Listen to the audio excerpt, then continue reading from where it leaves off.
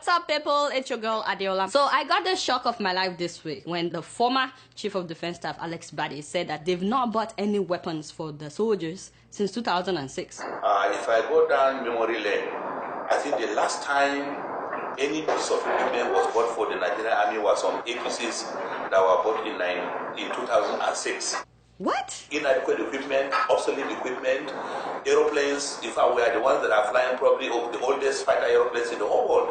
Alpha jets, we bought them in 1981. Stop it. I had them the first time. Hey, are you serious? Hey, yeah. Hey, what? This is the Chief of Defense Staff. No be so? 2006. Oluwagbami, that is 9 years ago. With what have we been fighting Boko Haram all these years? Is this man all right? I mean, who told us in February that they bought 2 new jets filled with weapons? No be him?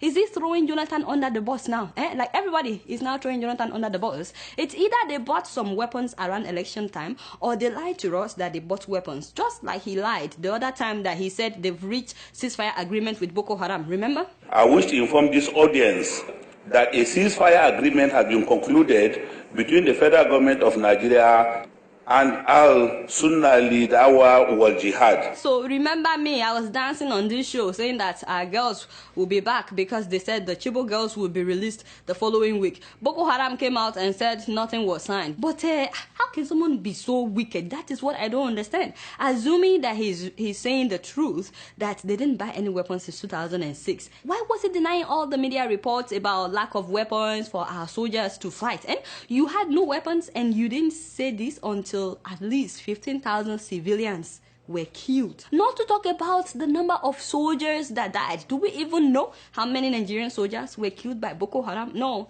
Is there any record? I don't think so. How was he sleeping at night, knowing that you were sending soldiers, young men and women, to fight without weapons? No. This man should be arrested. Arrested and tried, and while he's in prison, he needs to apologize to the whole country, to all the mothers that have lost their sons, all the wives that have lost their husband, all the little kids that have lost their parents, because they were fighting with Boko Haram without weapons. Remember that documentary that the Nigerian soldiers had no adequate weapons and that they were the ones buying their own uniforms? You're not issued the kits, you buy the kits yourself. You have to buy the uniform and the kit yourself? Yes, you buy them. I bought mine myself. That's incredible.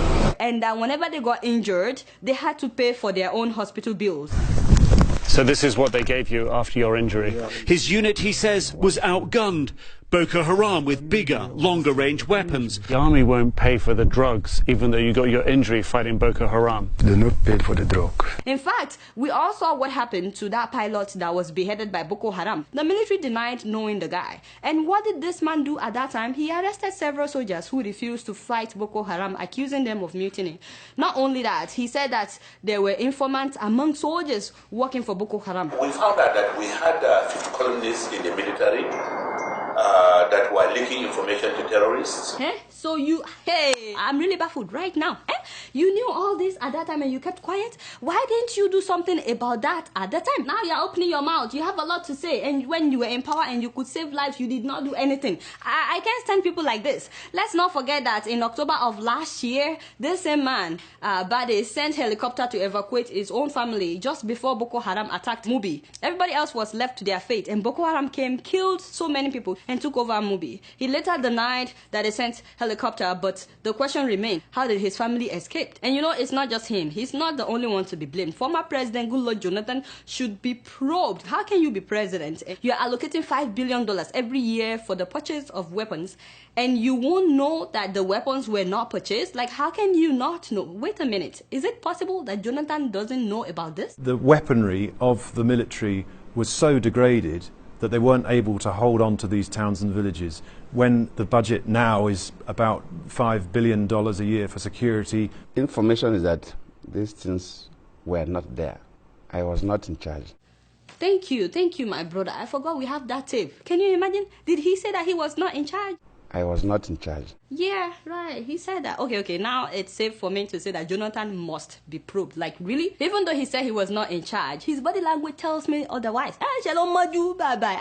Let's say he didn't know about it. After the reporter brought up the issue of the money, shouldn't he start investigating what happened to the money? Apparently, $32 billion was allocated in the last 5 years. Were these people sharing the money among themselves? And civilians and soldiers were left to die? Like, really? No. In fact, you can't tell me me that Jonathan didn't know about this, because why would he threaten to withdraw soldiers from Borno State when the governor of Borno complained that Boko Haram was better equipped than the Nigerian soldiers? Remember that time he told the governor that no matter how frustrated you are, you don't make this kind of statement. I'm like, why shouldn't he make that kind of statement? Remember, why was he trying to prevent the governor from saying soldiers were not well equipped if there isn't something that Jonathan was hiding? That's why I said he needs to be probed. And speaking of the money allocated for weapons, is it true that the man, Alex Badeh, has an investment company registered here in the US?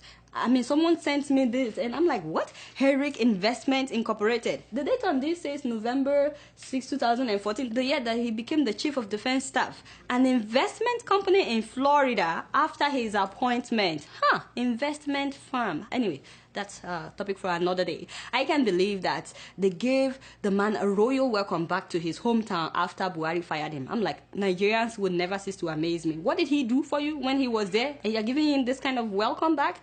While I'm hoping that very soon they will release all the soldiers arrested for refusing to face Boko Haram without weapons, I hope that this man is probed so that the person that has taken over after him would be serious with his job. And I think President Goodluck Jonathan should be probed as well. And speaking of which, did you all